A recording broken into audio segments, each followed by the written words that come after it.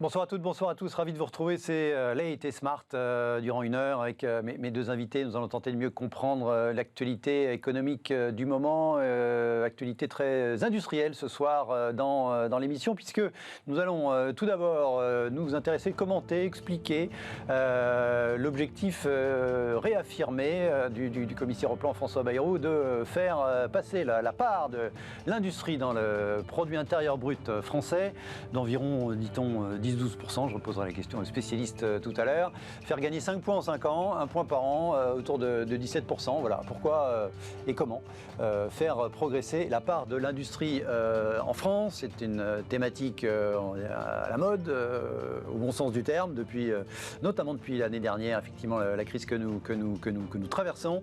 Voilà, on essaiera de creuser ce sujet-là. Et puis dans la deuxième moitié de l'émission, nous nous intéresserons on sera dans l'univers de l'industrie, plus spécifiquement de l'énergie, avec le dossier EDF. J'ai intitulé le débat de quel mal EDF est-il le nom, un petit peu provocateur. Évidemment que EDF n'est pas avant tout un mal, mais EDF est en difficulté. Hier, l'action s'est effondrée en bourse, moins 15%, à peine rebondi aujourd'hui. Des difficultés dans les négociations entre l'État français et Bruxelles. C'est un dossier compliqué, mais globalement, on essaiera d'y voir un petit peu plus clair ensemble. C'est donc dans la deuxième partie de l'émission. Mes invités ce soir pour évoquer ces deux sujets à ma droite, Caroline Mini, bonsoir. Bonsoir. Vous êtes économiste, vous êtes chargé de projet senior à la Fabrique de l'Industrie. La Fabrique de l'Industrie, c'est un laboratoire d'idées, un think tank, donc autour de l'industrie, comme son nom l'indique. À ma gauche, Franck Supplisson, bonsoir. Bonsoir. Vous êtes entrepreneur dans l'industrie, donc également à la tête de plusieurs entreprises, notamment dans la métallurgie, et notamment une bien connue qui s'appelle Gandrange Industrie, qui est donc l'ancien site ArcelorMittal de Gandrange, qui avait fait beaucoup parler de lui, à une certaine époque. Merci à tous les deux d'être à mes côtés ce soir. Tout de suite, de petites questions apéritives avant de s'intéresser au dur de l'industrie, la thématique des vaccins.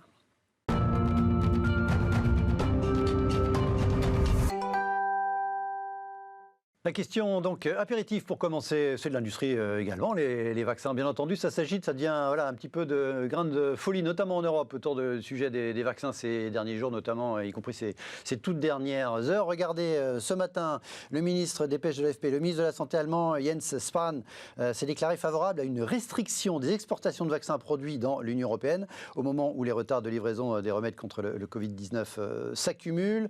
Hier, en Allemagne aussi, hier soir, le quotidien Handelsblatt, considéré comme sérieux, a priori, par tout le monde, expliquait que le vaccin AstraZeneca ne marchait pas, en tout cas ne marchait pas ou très mal, très peu efficace au-delà de 55 ou au-delà de 60 ans. Manifestement, c'était une bêtise, enfin, c'est ce qu'on comprend en tout cas aujourd'hui. Le pourcentage de 8% a été mélangé avec un autre pourcentage de 8%. Voilà, c'était l'échantillon des 56-69 ans qui représentait 8% de l'échantillon total et non pas 8% d'efficacité.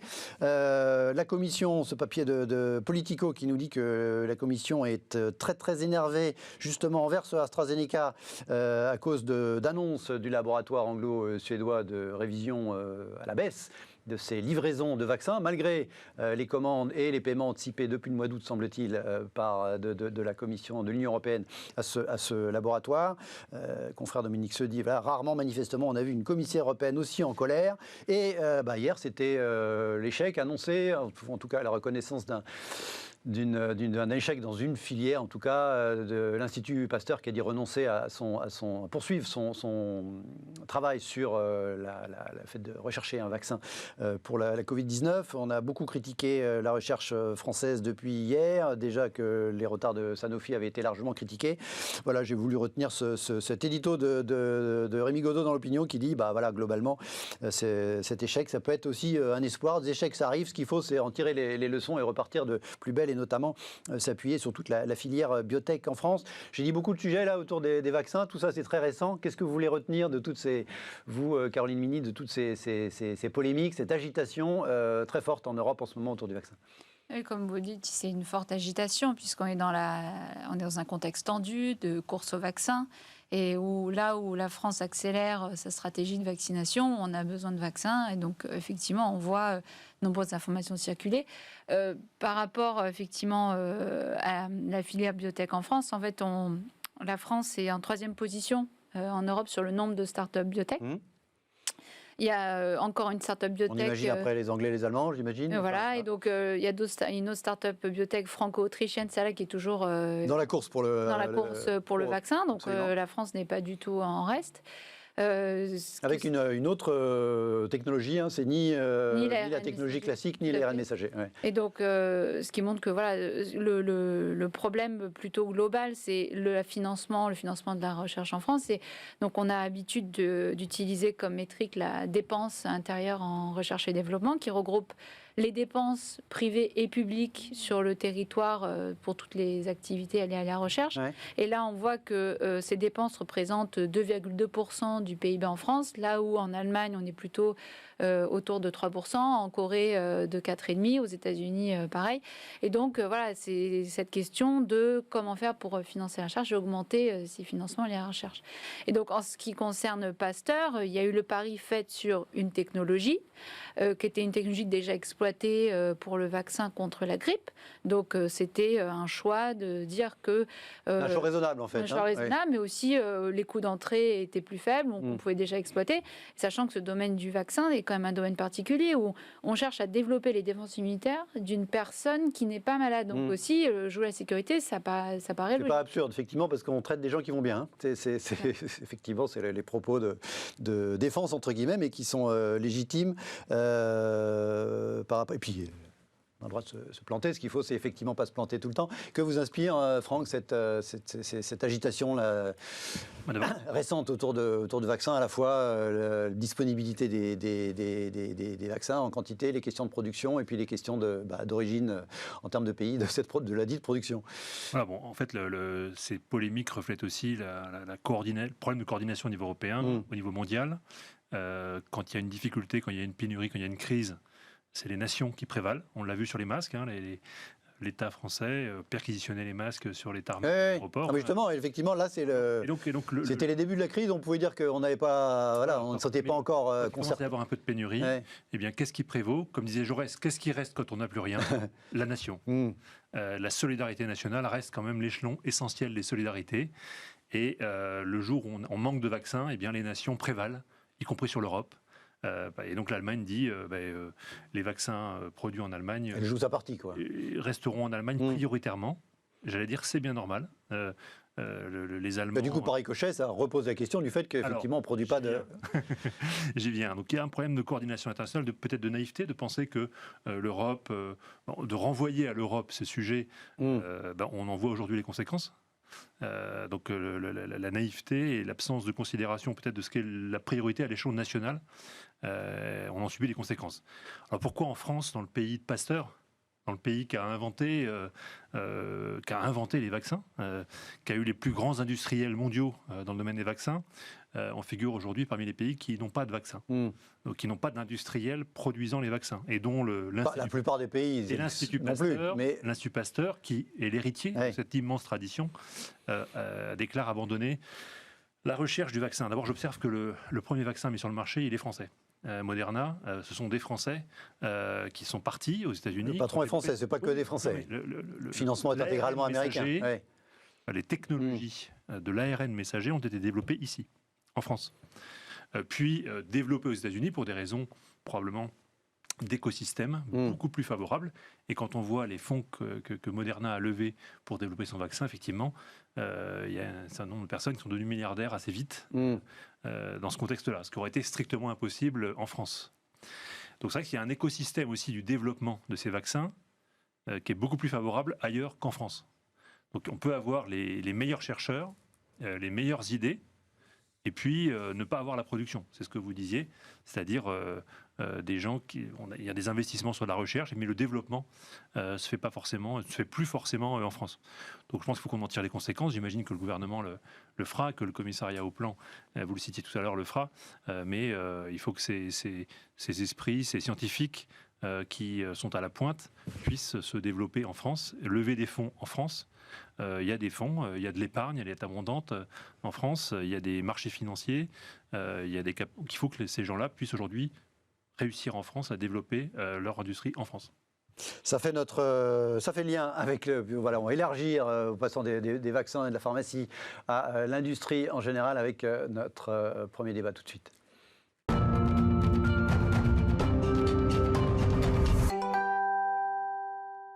L'attractivité, la place de l'industrie était en valeur ce matin dans les matinales radio. Le ministre de l'économie était sur Radio Classique. Regardez ce qu'il a dit. Notre politique d'attractivité reste la même. Au lendemain, on en parlait hier dans l'émission du sommet virtuel Choose France, bien sûr. Notre politique d'attractivité reste la même. Nous maintenons tous nos choix fiscaux favorables aux entreprises, baisse de l'impôt sur les sociétés, sur le capital et depuis cette année, baisse des impôts de production. La France est le pays où il faut investir. Donc ça, c'est le mantra gouvernemental et présidentiel d'ailleurs au départ sur France Inter, le commissaire au plan François Bayrou a évoqué tout plein de sujets, notamment le sujet pour lequel il est commissaire au plan, notamment l'industrie. Remonter la part de l'industrie dans le PIB, annonce-t-il. Ma mission, plus précisément, dit-il, est de donner des repères 1% par an d'augmentation. Ça doit être un objectif collectif que nous sommes capables de prendre. 1% par an, donc en plus dans la part de l'industrie dans le PIB de la France, passer de 12 à 17 en moyenne, dit-il, en 5 ans. C'est précisément et François Bayrou qui est une grande interview dans le Figaro, et là c'est plutôt le contre-exemple. On a une page entière d'interviews de François Bayrou, commissaire au plan, dans le Figaro. Il parle de toutes sortes de choses. Il y a juste une micro-question sur l'industrie. On lui dit, votre campagne en 2012 avait déjà pour thème principal produire en France. C'est pas que l'industrie, enfin, surtout. En une décennie, rien n'a changé. Point d'interrogation. On ne peut qu'être frappé par l'effondrement de l'industrie française, qui nous voit la désinvolture avec laquelle on a laissé filer à l'étranger la production française. Un État se doit d'être inflexible pour un certain nombre de productions vitales pour le pays. Petite question, avant de rentrer dans le vif du sujet, d'avoir un commissaire au plan non spécialiste a priori, mais politique très connu, ayant donc accès aux grands médias, etc. Est-ce que c'est mieux, d'avoir un François Bayrou qui parle de plein de choses, notamment d'industrie, mais au moins il est sur les grands médias, il a une page entière, il est sur France Inter, ou un spécialiste haut fonctionnaire peut-être bien plus pointu sur l'industrie, mais qui n'aurait peut-être pas accès aux grands médias pour faire passer les messages. C'est un petit peu une question de biais, mais rapidement, votre sentiment, Caroline Mini, ça avait été un peu critiqué quand François Bayrou, on a dit c'est pas un spécialiste, pourquoi lui nommé au plan. Voilà. En même temps, il a accès aux médias de façon large. Est-ce que voilà, les avantages sont supérieurs aux inconvénients du point de vue du propos de fond qui est notre débat, notamment de faire progresser l'industrie dans le pays? L'idée, c'est plutôt de voir la fonction et le rôle qu'il va avoir au sein de ces institutions. C'est plutôt l'idée de remettre du temps long dans la stratégie. Et donc, c'est là où il peut vraiment contribuer. Et l'industrie, les investissements industriels, c'est du temps long. Et donc, c'est là où il peut vraiment, je pense, avoir un impact. Compte tenu de sa force politique. Ouais, et puis de son expérience et de sa connaissance aussi du tissu. Rapidement sur ce sujet, est-ce qu'il vaut mieux être pas forcément un grand spécialiste, mais avoir accès aux grands médias pour faire passer des messages, ou que l'inverse? Moi, je pense qu'il n'y a pas besoin de spécialistes. Les constats sont de bon sens. Oui. Donc un poids politique, oui, ça, on a besoin de poids politique pour plaider en faveur de l'industrie, c'est évident. Alors, le temps long, dites-vous, Caroline Mini, est-ce que 1% de plus de part de l'industrie chaque année pendant 5 ans, dit-il, est-ce que c'est compatible avec la remarque que vous faisiez à l'instant, l'industrie c'est du temps long? Est-ce que c'est peut-être pas un objectif qui est trop difficile à atteindre parce qu'il serait trop rapide? Alors pour revenir donc cet objectif, donc on parle de part de l'industrie dans la richesse totale l'économie, du pays, dans le PIB. Donc en fait, quand on regarde plus précisément l'industrie manufacturière, on est environ à 11% de part dans le PIB. Donc tout ça, ça dépend en fait d'une définition statistique de ce qu'est l'industrie manufacturière. Et donc ça dépend d'un périmètre. Et donc on parle de la production manufacturière, mais si on adjoint à cette production manufacturière tous les services qui sont liés à l'industrie, ou qui sont à caractère industriel, là, on est dans une proportion beaucoup plus importante du PIB. Donc déjà, pour dire que ça dépend aussi du périmètre que l'on se donne. Et là, on imagine que c'est un périmètre égal, parce que s'il s'agit de revoir le périmètre pour faire passer de 12 à 17, ça serait un petit peu triché. Non, là, il s'agit de l'industrie manufacturière. Voilà. Et donc, ensuite, il y a l'objectif. Là, on parle en part de PIB, mais on pourrait aussi tout à fait regarder un autre indicateur, qui est la balance commerciale, qui est le solde des échanges commerciaux. Et cette balance commerciale est aujourd'hui déficitaire. Et un des objectifs objectif, on pourrait se dire, c'est de pouvoir rééquilibrer cette balance commerciale, puisque la baisse de la part de l'industrie dans l'économie s'est accompagnée d'une augmentation des importations pour subvenir à notre consommation, à nos besoins, et du coup, la balance commerciale est plus en déficit que jamais. Hein. Donc, ça pourrait aussi être un autre objectif. Voilà. L'idée, en fait, de se donner un objectif, c'est plutôt de construire la stratégie pour y arriver. Et ça, donc ça, c'est une stratégie de reconquête industrielle dont on parle depuis un moment et qui est revenue dans les débats avec les questions de souveraineté sanitaire, hein, avec les masques notamment, on en parlait tout à l'heure. Et la question de souveraineté industrielle et de secteur stratégique, la question de produire sur notre territoire les produits, les biens stratégiques dont la population a besoin. Et ça relie au sujet des relocalisations, puisque les relocalisations sont un moyen pour parvenir à cette reconquête industrielle, en tout cas à cette production de biens stratégiques sur le territoire. Et donc pour y arriver, au-delà des relocalisations, on parle d'industrialisation, de réindustrialisation, il y a plusieurs leviers possibles. La montée en gamme par l'innovation, donc c'est le positionnement, c'est-à-dire pouvoir fabriquer des biens à plus haute valeur ajoutée et du coup de se protéger de la concurrence des pays à bas coût, puisqu'on ça va être des produits plus complexes qui ne peuvent pas être faits dans certains pays, dont il faut un savoir-faire, une certaine qualité. Donc la montée en gamme. Il y a aussi la question des compétences, puisqu'aujourd'hui, les entreprises ont des difficultés à recruter dans certains métiers qualifiés. Une enquête est faite par Pôle emploi sur les besoins en main-d'œuvre des entreprises et 55% des projets de recrutement sont anticipés comme difficiles en 2020. Donc les entreprises ont du mal à recruter des personnes qualifiées avec les compétences pour leur métier. Donc ça, ce sont d'autant de leviers sur lesquels on peut travailler pour pouvoir réindustrialiser. Donc effectivement, en associant tous ces leviers, la montée en gamme, l'innovation, les compétences, le fait de travailler sur l'attractivité de l'industrie, aussi l'attractivité des métiers industriels, puisque l'industrie a une image dégradée auprès des jeunes.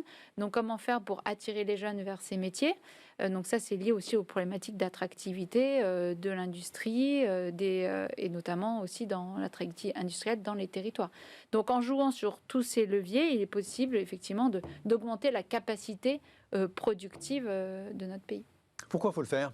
Pourquoi il faut faire progresser on est passé dans le comment, là, mais effectivement, d'abord le pourquoi. Pourquoi il faut le faire, selon vous, Franck ? Pourquoi c'est pas bien ou c'est insuffisant d'être que à 11% de part de l'industrie dans le PIB quand nos voisins allemands doivent plutôt être autour de 18-20, enfin peut-être même plus. Enfin, les Italiens aussi, d'ailleurs. Ouais. Non, il y a une corrélation exacte entre la part de l'industrie dans l'économie et le revenu par habitant. Si vous prenez le classement des pays dans le monde au titre du revenu par habitant, et le classement au titre de la part de l'industrie dans l'économie, c'est le même classement. Des petits pays comme la Suisse ont des parts de l'industrie très élevées. Le Luxembourg a de la sidérurgie, toutes les pales planches, le leader européen de la pale planche, qui est dans tous nos ports, fabriqué au Luxembourg par ArcelorMittal. Il n'y a pas que de la finance, vous voulez dire, parce que vous parlez de la Suisse et du Luxembourg, sous-entendu. Même des pays dont on se dit qu'ils sont riches parce que ça doit y avoir des banques. Non, il y a de l'industrie d'abord. Et c'est ça qui tire leurs économies. C'est pas les banques qui tirent les économies, c'est l'industrie. Le Japon, l'Allemagne, tous ces pays ont des parts de l'industrie supérieure, et donc des revenus supérieurs. Pour la raison qui vient d'être indiquée, c'est qu'à un moment donné, quand vous exportez, c'est des flux financiers entrants, et donc ça génère un équilibre de balance des paiements favorable, et donc votre revenu, le revenu moyen par habitant augmente. Donc il y a une corrélation exacte entre la part de l'industrie dans l'économie et le revenu par habitant. Ce ne sont pas les services, très utiles au demeurant. Les gens qui tournent les pelouses, qui coupent les cheveux, ce ne sont pas les services qui tirent l'économie. C'est pas que ça, les services non plus. Non, les comptables, les jurys, les avocats, ce ne sont pas ça les moteurs de l'économie. 99% des exportations... Ça peut être le moteur de l'emploi. Hein, 99% des exportations, c'est industrie. 99% de la R&D, c'est de l'industrie. Donc, l'industrie, c'est le moteur de l'économie. Il n'y a pas de modèle... dans l'histoire de l'économie, il n'y a pas de modèle d'une économie sans aucune industrie qui soit devenue la première du monde. Les cités commerçantes, comme on les imaginait, qui sont parties à la conquête du monde, c'était riche de commerce, mais c'était de toutes petites économies. Elles ne drainaient pas un revenu par habitant pour un pays. Donc l'industrie, c'est la clé, si on veut. Le pourquoi, c'est pour s'enrichir. En résumé, de façon pour assurer un niveau de vie, pour assurer des prestations de santé. Pour nous soigner, pour donner une éducation à nos enfants, pour avoir les revenus par habitant permettent de générer de la fiscalité qui permet d'assurer un niveau de service dans une société. Et donc, il y a un lien direct entre la part de l'industrie dans l'économie et le niveau de prestation de services possible dans une société. Sinon, si vous n'avez pas les revenus et si vous avez les dépenses, évidemment, il y a un problème à un moment donné. Ce qui est en train de se passer, effectivement, en France, puisqu'on a une fiscalité qui est galopante. Quand une entreprise gagne 100, il y a 30 qui partent en impôts sur les sociétés, 30 en charges patronales, 25 en charges salariées. Il reste donc une petite vingtaine. La moitié part en impôt sur le revenu. Et quand vous ajoutez les droits de succession, vos enfants, quand vous avez gagné 100, peut-être qu'ils auront 1, 2, pas plus, quoi. Donc l'envie d'entreprendre, l'envie de gagner sa vie, l'envie de créer de la richesse, elle est aussi fonction d'un poids des prélèvements obligatoires qui rend l'énergie entrepreneuriale et l'envie de produire assez limitée. Et donc il y a des grandes entreprises qui font des choix d'implantation.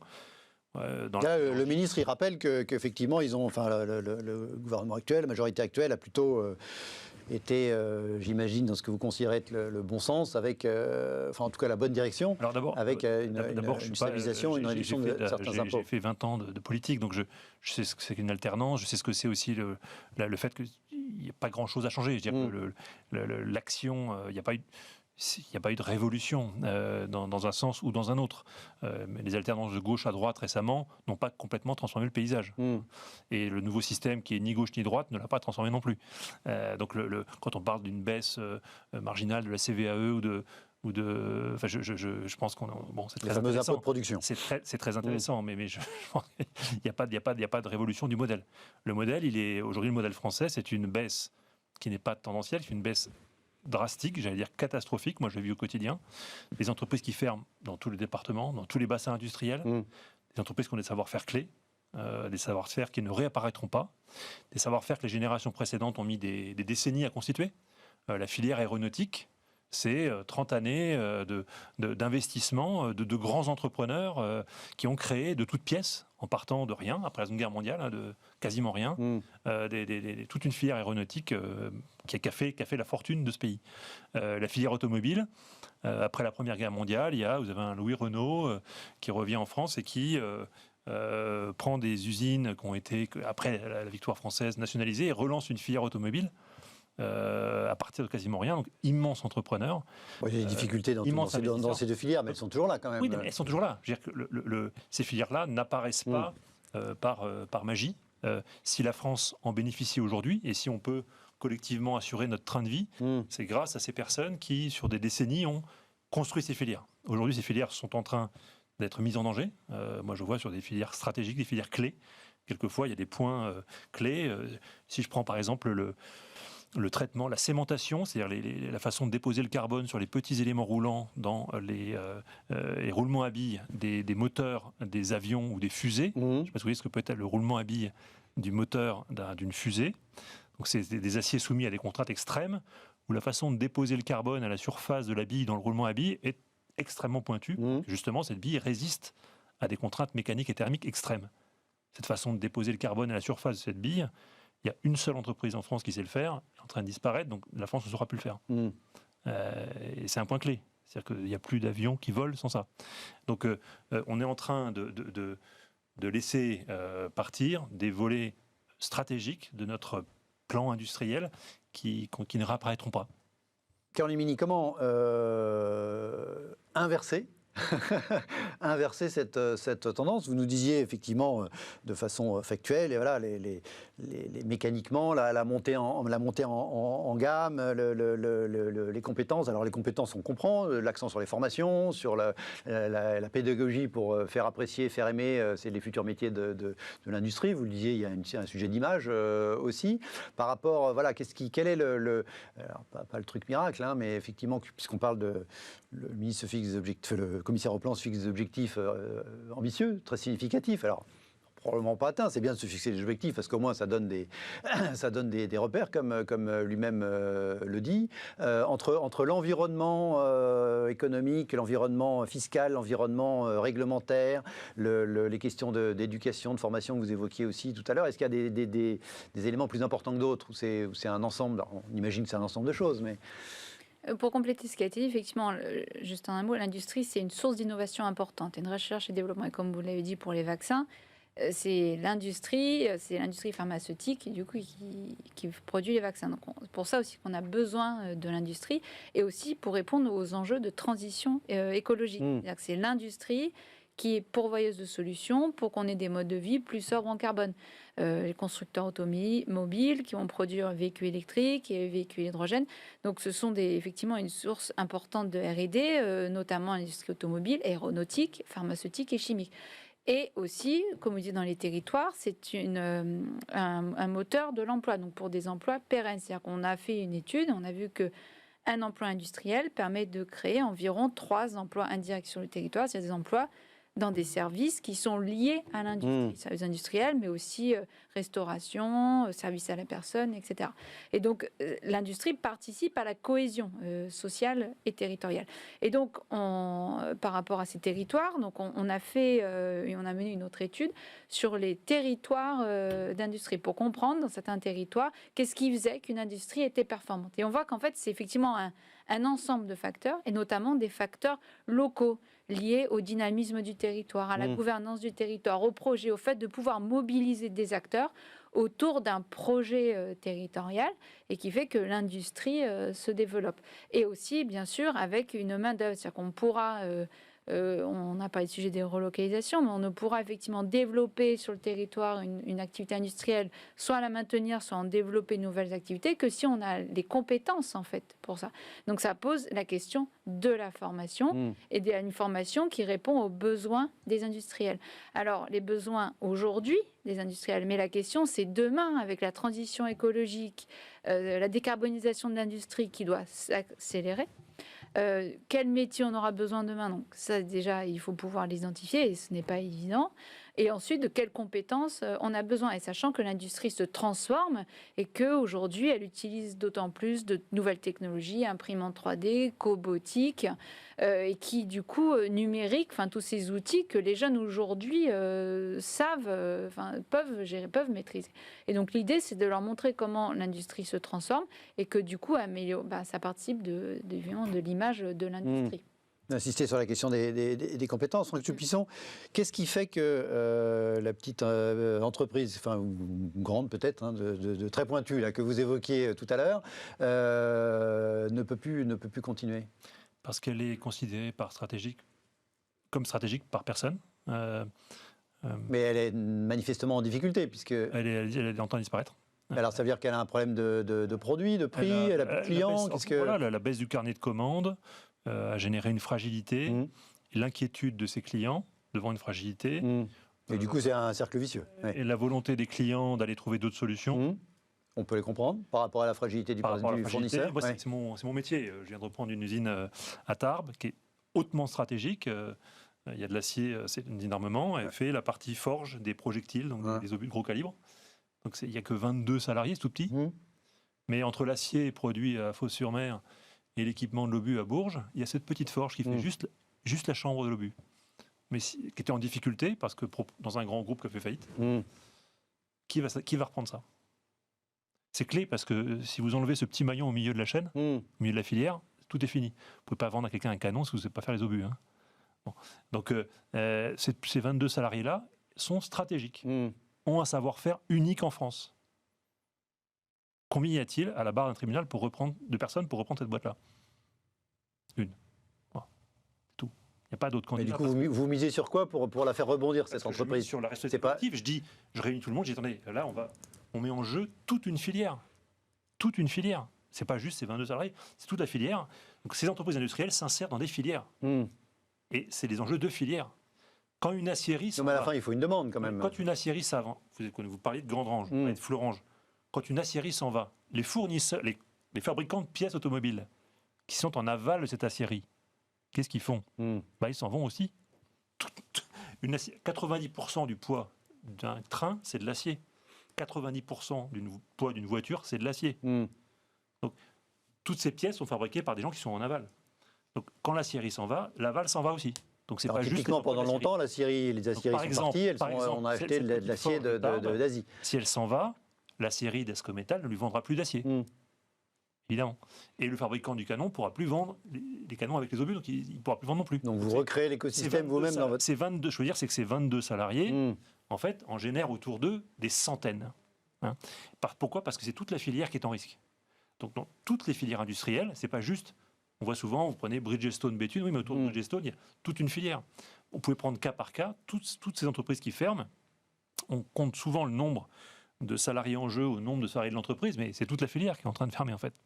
Donc on a des enjeux considérables de filières, on parlait de l'automobile, on parlait de l'aéronautique, où c'est des filières entières qui sont en jeu. On est en train de tirer, vous avez vu, sur la filière pneumatique, Bridgestone, il y a 5 ou 6 grandes usines automobiles qui ont fermé, Michelin l'a fait aussi, c'est toute la filière, toute la filière est en train de s'effondrer.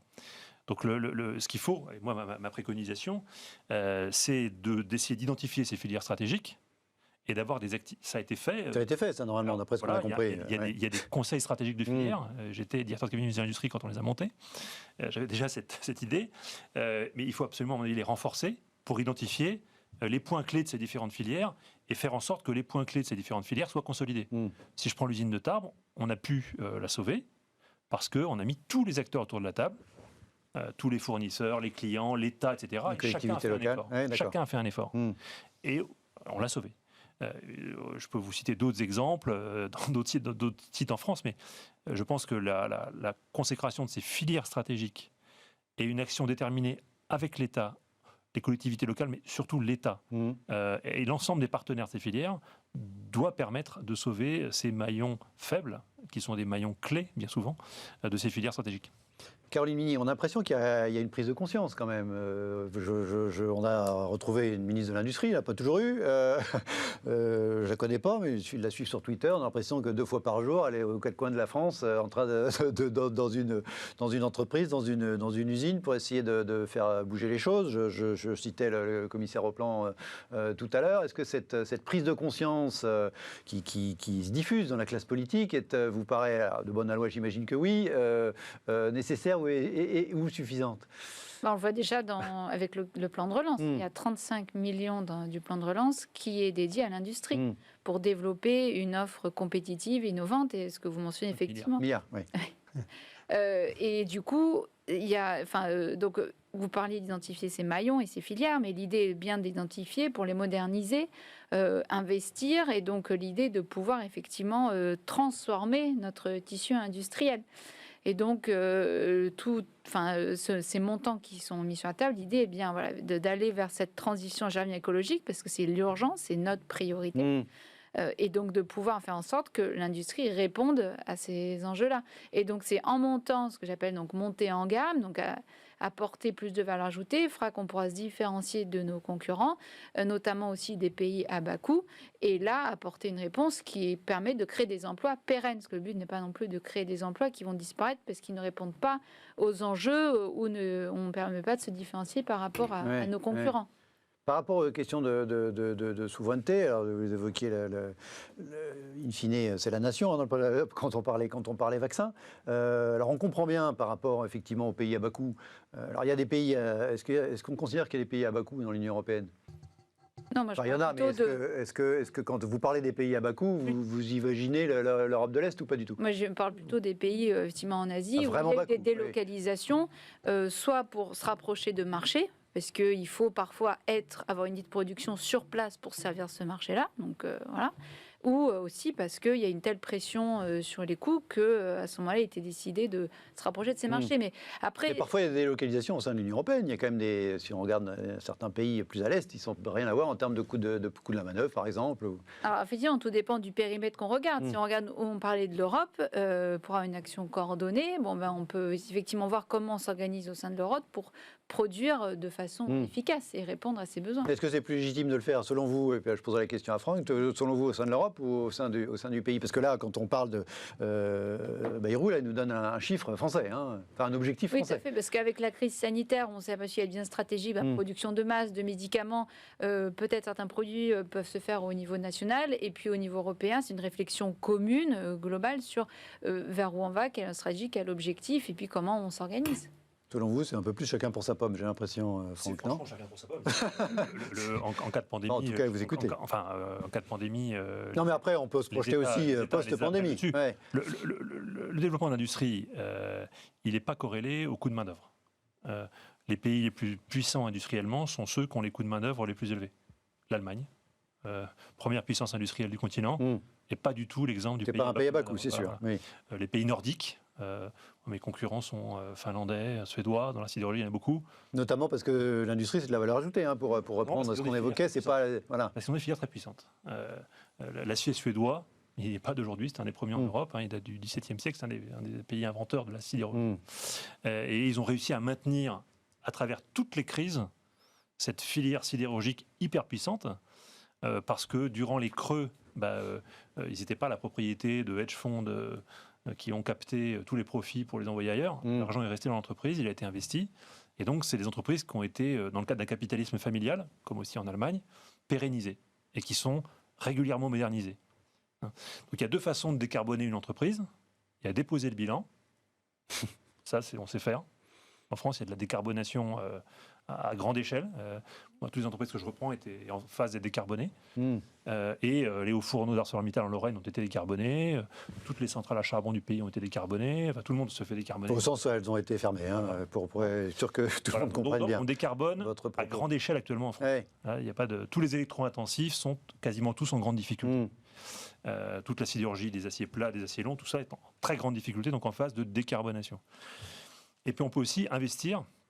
Les sidérurgies suédoises sont en train d'investir dans l'hydrogène pour injecter dans leur fourneau de l'hydrogène vert produit par électrolyse avec des énergies intermittentes derrière. Bon, mais ça, ils peuvent le faire parce qu'ils en ont les moyens et ils ont réussi à pérenniser leur filière. Donc moi, je pense que les exigences de décarbonation viennent après la survie. C'est-à-dire qu'une fois que l'entreprise est morte, on peut dire c'est pas grave parce qu'au moins ça fait moins de carbone. Non, moi je pense qu'il faut d'abord. Personne dit ça. Oui, d'accord. D'abord qu'elle survive et on en est là. Pour moi. Et ensuite la transformation qui évoquait. Mon expérience modeste du plan de relance, c'est à ce stade beaucoup de paroles.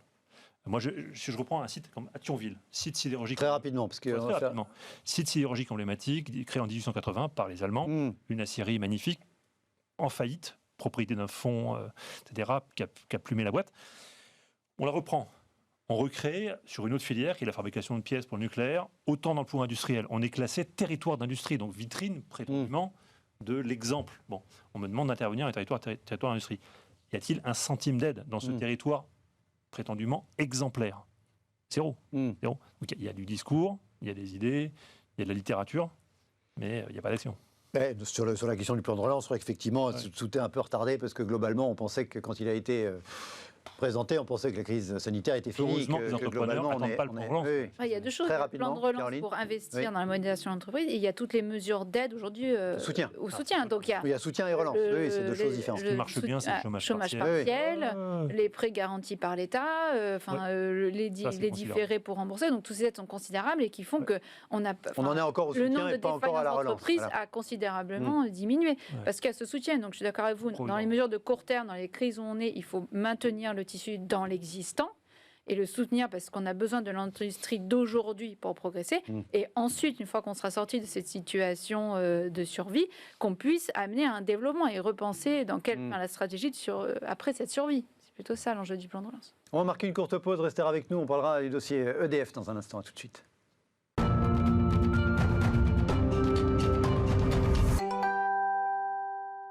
Retour dans Late et Smart, merci de rester fidèle à l'émission. On va parler du dossier EDF, de nouveau dans l'actualité. Hier, l'action EDF a perdu 15% en bourse, un petit peu rebondi aujourd'hui, mais très peu en cause.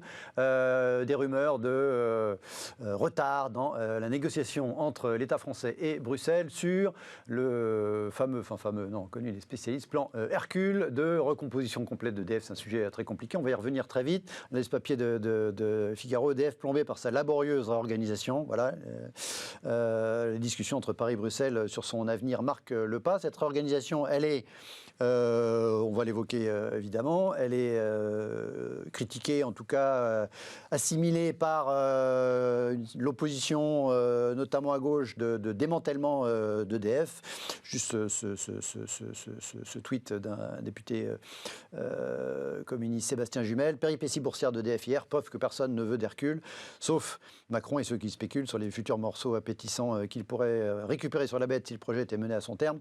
Et EDF découpé en quartiers. Il y a eu une grève il y a quelques jours à EDF. Le sujet est très sensible. Comment on va essayer d'être moins long que sur l'industrie, parce qu'on a moins de temps. Je vous demandais d'être un peu plus concis. C'est compliqué parce que le sujet est compliqué. Selon vous, en 3 points rapides, comment on en est arrivé là? Allez, Franck. Non, madame. Caroline. L'enjeu, donc, EDF fait face à des enjeux considérables, notamment de renouvellement de son parc nucléaire. Donc des besoins de financement importants. Donc du coup, il y a des besoins de financement importants. Donc il faut rappeler l'objectif initial, c'est ça, c'est comment faire pour financer ce développement, renouvellement du parc, développement des énergies renouvelables. Donc il y a à la fois l'investissement sur l'actuel, le parc nucléaire, et les investissements pour les énergies de demain. Donc des besoins d'investissement, une forte dette, 45 milliards, je crois, bilan de l'EDF aujourd'hui. Et pour faire face aux concurrents, Iberdrola, Enel, qui eux investissent fortement en énergie renouvelable. Donc du coup, face à ça, il y a besoin de financement. Donc EDF a demandé donc une augmentation du tarif de l'accès au nucléaire historique, donc qui est c'est-à-dire le tarif à laquelle EDF vend à ses concurrents, l'électricité nucléaire qu'elle produit, voilà, pour que même les revendent aux particuliers ou aux entreprises. Tout à fait. Donc aujourd'hui, il est à 42, une proposition de l'augmenter à 48, et donc et en parallèle donc une réorganisation d'EDF, donc en 3 parties: nucléaire, hydraulique et commerce énergie renouvelable. Donc ce qui permet à la fois d'avoir ces filiales donc bien périmétrer les investissements qui vont être nécessaires et pour répondre à certains objectifs. Donc les négociations sont en cours, donc c'est difficile de savoir. L'objectif, c'est les contraintes de Bruxelles qui veut bien séparer production. Alors c'est les contraintes, pas que dans l'électricité, aussi dans les télécoms et dans le ferroviaire, de séparer production et distribution. Et la distribution ouverte à la concurrence. Et donc, ce que je disais, c'est que les négociations étant en cours, il est difficile de savoir ce que ça va devenir. Et évidemment, dans un contexte aujourd'hui de crise économique, une réorganisation, les négociations, les discussions sont là depuis déjà plus d'1 an. Donc, ce n'est pas nouveau. Et dans ce contexte déjà tendu, c'est normal qu'il y ait des inquiétudes qui arrivent. Est-ce que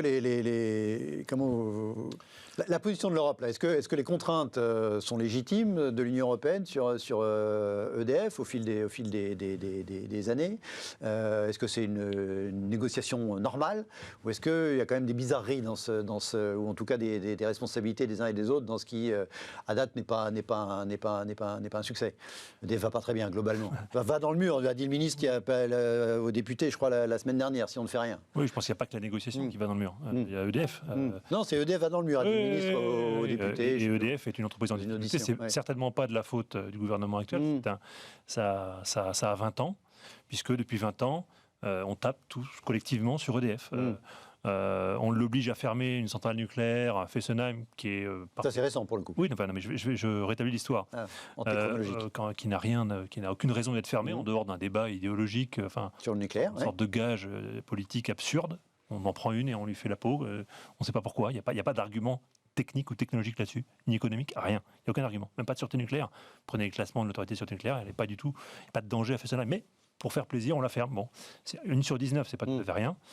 On lui fait fermer sa centrale à charbon, absurde. Donc, quand il y a des pics de consommation, on importe l'électricité produite par les centrales à charbon allemandes, qui sont de l'autre côté de la frontière, mais c'est mieux. D'accord, donc on fait fonctionner les centrales à charbon allemandes et on a fermé les nôtres. Après, c'était aussi parfaitement sûr, parfaitement moderne. Il y avait des livres qui disaient qu'ils étaient aux meilleures normes, moins d'émissions que les centrales allemandes à côté. Mais on ferme les nôtres, pour des raisons aussi idéologiques. On fait une ouverture à la concurrence, donc on lui taille son marché de façon drastique. Un prix d'accès pour ses concurrents à l'électricité nucléaire 42, qui n'a pas changé depuis 11 ans. Donc il n'y a pas eu les investissements pour être compensés par l'augmentation de prix. Donc elle fait des investissements à l'international dans des conditions assez douteuses. Alors qu'on aurait pu penser que, financé par le prix de l'électricité en France, EDF allait se centrer sur son activité française. Le post-Fukushima lui impose aussi des investissements de sûreté très importants. La multiplication... On peut comprendre aussi. Donc, EDF conjugue un très très grand nombre de facteurs défavorables. Donc EDF aujourd'hui est une entreprise en difficulté. Et c'est vrai que je partage moi la préoccupation du gouvernement. C'est-à-dire si la Commission européenne y met du sien et veut rajouter une couche, comme disait Jacques Chirac, les emmerdes ça vole en escadrille. Mais si elle veut en rajouter une couche, c'est peut-être trop. Il faut peut-être à un moment donné que l'Europe arrête d'être un facteur entravant. Moi, je l'ai vécu sur Fukushima. L'Europe, il y avait un commissaire à l'énergie en Europe, il s'appelait Oettinger, qui était un Allemand, qui détestait le nucléaire français, qui est un des seuls facteurs de compétitivité de la France. Hein, quand on fait la liste, c'est pas le coût du travail, c'est pas la fiscalité, c'est pas l'accueil. Le coût de l'accès à l'énergie. Ouais. Mais le coût d'accès à l'énergie, c'est peut-être un des seuls et derniers facteurs de compétitivité qu'a notre économie. Notamment donc, dans les secteurs très consommateurs que vous notamment pour les électrons intensifs. Ouais. C'est peut-être le dernier facteur de compétitivité et je pense qu'il y a peut-être des gens en Europe qui se disent eh bien, il leur reste ça, on va peut-être leur prendre pour aligner tout ça en Europe. Voilà. Comment justifier le fait qu'effectivement, par rapport à il y a, je sais pas, 40 ans, il y avait EDF qui faisait tout, il produisait, qui distribuait, voilà, ça marchait. Et la situation actuelle, compte tenu de toutes les contraintes sur les questions de concurrence, notamment de l'Europe, vous le rappeliez que ce n'est pas que sur l'électricité, mais effectivement sur l'électricité, c'est des enjeux peut-être beaucoup plus lourd et important Moi, l'autre jour, je recevais un courrier de mon distributeur d'électricité qui est encore Gaz de France, ça s'appelle plus Gaz de France, mais bon, c'est Engie, et donc il y aura bientôt la fin des tarifs réglementés du gaz. J'avais une liste de 35 boîtes qui ont le droit 35 entreprises qui ont le droit de me vendre du gaz. J'en connaissais 3 de noms. Et en quoi c'est mieux? Alors, c'est censé être moins cher à terme, hein, effectivement, la concurrence. Est-ce qu'on est sûr sur le marché de l'énergie que l'action concurrentielle a été vertueuse pour tout le monde? Votre première question, c'était pourquoi maintenant? C'est vrai que les centrales, elles sont vieillissantes. On arrive à Fessenheim, c'était la plus ancienne. Donc, elle avait plus de 40 ans d'activité. Et toutes les centrales arrivent, effectivement, c'est à un moment qu'elles sont en fonctionnement. Et donc, on arrive à un moment vraiment de besoin de renouvellement et de modernisation. Et puis, il y a des enjeux... Donc pour les faire durer, il faut réinvestir dedans, hein, c'est ce que vous rappeliez tout à l'heure. Et puis, il y a la maintenance. Avec la crise du Covid, il y a des maintenances qui ont été interrompues et donc repoussées. Et donc, on arrive aussi à un moment donné où il y a cette maintenance à mettre en place. Et donc, c'est des surcoûts qui sont importants. Et en EDF, comme je disais, fait face à des enjeux très important d'électrification. Aujourd'hui, avec les nouvelles normes, électrification du parc automobile, des logements, on arrive à des nouveaux enjeux. Et donc là, il faut pouvoir y faire face. Donc c'est aussi aujourd'hui une convergence. La Commission européenne, quand il y a eu, ça fait très longtemps, a décidé de ces règles d'ouverture à la concurrence. C'était pas spécifique à l'électricité, comme je disais, c'est aussi dans les télécoms.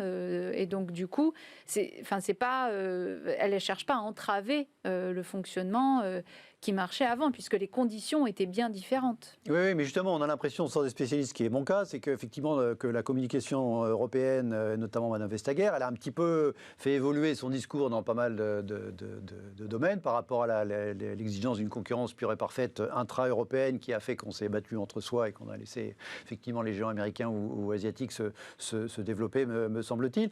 Est-ce qu'il y a des exemples de grands groupes énergéticiens européens qui ont profiter pendant ce temps-là, qui seraient des contre-exemples d'EDF ou d'anciens monopoles publics qui se portent très bien?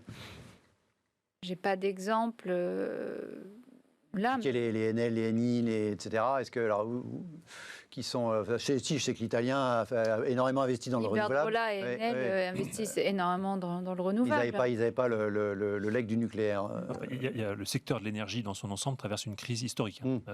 Si General Electric Belfort, tout ce qui est Alstom Power, toutes les usines d'éoliennes. Alors qu'il n'y a pas de doute, on aura besoin de plus d'électricité demain qu'aujourd'hui par rapport à ce que vous évoquez. Effectivement, si toutes les voitures qui fonctionnent au pétrole fonctionnent à l'électricité, il y aura une augmentation de la consommation d'électricité. Les voitures, ça représente un besoin absolument minime aujourd'hui par rapport à la consommation nationale. Le pic de consommation nationale qui a été battu en 2009 est à 109 000 mégawatts. Les voitures comptaient pour rien. Ces voitures, ça ne compte pour rien. C'est l'épaisseur du trait. Aujourd'hui, mais même demain, même demain, 60% du parc automobile, d'accord. Une politique énergétique, ça ne se conduit pas comme une Formule 1. C'est-à-dire qu'il y a une inertie telle, c'est comme quand un paquebot rentre dans le port du Havre, il commence à tourner 20 km avant. Bon. C'est pareil. Donc, dans la décennie qui vient, au moins, dans ce qu'on peut prévoir, Il n'y a pas de parc automobile qui va compter de façon significative dans l'équilibre du système électrique national. Une aciérie, c'est 70 mégawatts. Une tranche nucléaire, c'est 500 mégawatts. Donc on est... Voilà, vous mettez quelques aciéries les unes à côté des autres, vous avez une tranche nucléaire.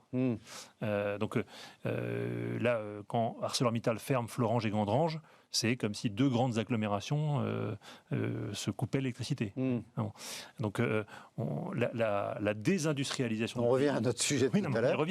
La désindustrialisation du pays conduit à une baisse drastique de la consommation d'électricité dans des bassins qui sont... Alors, ça gêne le réseau. Dans son équilibre, il est d'ailleurs gêné parce qu'il était conçu, bien souvent, les lignes de tension ont été développées pour les industries. Oui. Prenez la vallée du Chélan, donc Grésivaudan, il y a une immense ligne de tension qui appartenait même à l'entreprise et qui desservait les communes de la vallée, qui achetaient leur électricité à l'entreprise. Bon. Donc tout ce système électrique a été conçu, bien souvent, à des destinations de grands consommateurs qui sont en train de disparaître.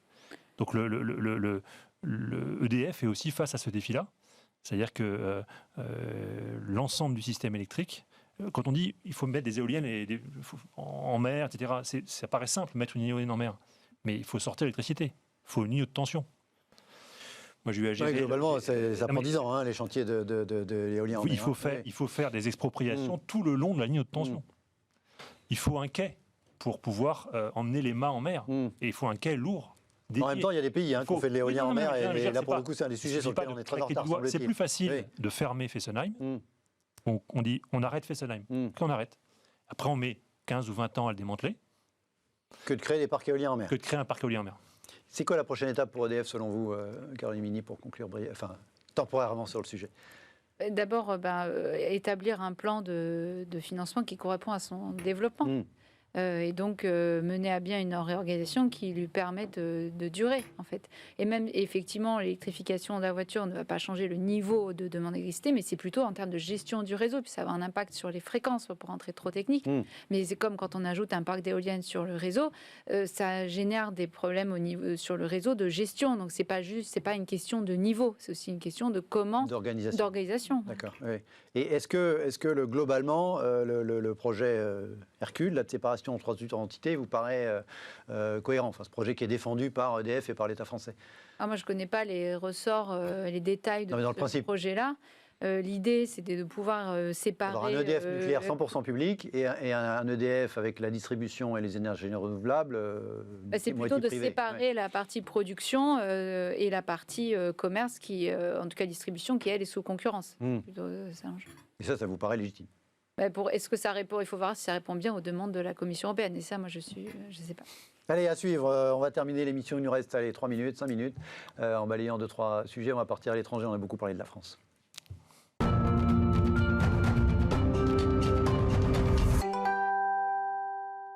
Allez, 2 sujets pour étrangers pour terminer l'émission rapidement dans l'actualité. Madame Janet Yellen a été confirmée hier soir par le Sénat américain.